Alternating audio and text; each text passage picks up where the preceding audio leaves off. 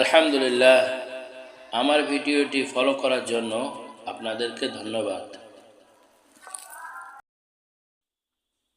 আজকের সমাজে একে অপরের সাথে হারাম সম্পর্কে লিপ্ত আছেন।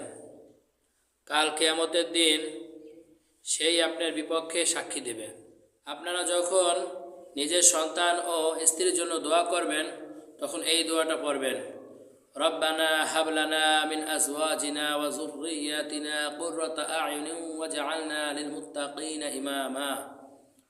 এই দোয়ার অর্থ হচ্ছে, হে আমাদের প্রভু, আমাদের স্ত্রী ও সন্তানদেরকে আমাদের চোখের শীতলতা করে দিন এবং আমাকে মুত্তাকিদের আদর্শ রূপ করে দিন।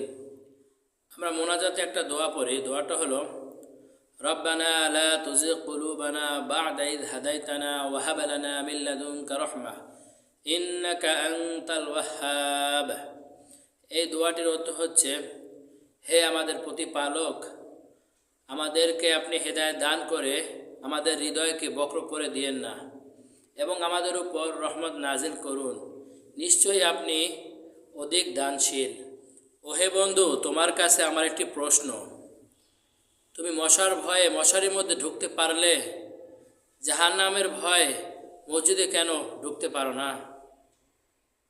তারা আমাদেরকে ভাই বোনের মৃত্যুর ভয় দেখিয়ে দমিয়ে রাখতে চায়, কিন্তু তারা কি জানে না আমাদের পিছনের খন্দকের, ওহুদের এবং তাগুদের ইতিহাস? আল্লাহ তাআলা বলেন, ইয়া আইয়ুহাল্লাযীনা আমানু লা তাকুলুর রিবা আদআফাম মুদাআফা ওয়াত্তাকুল্লাহা লাআল্লাকুম তুফলিহুন। হে মুমিনগণ, তোমরা সুদ খেও না এবং আল্লাহ তাআলাকে ভয় করো, তাহলে তোমরা লাভবান হবে।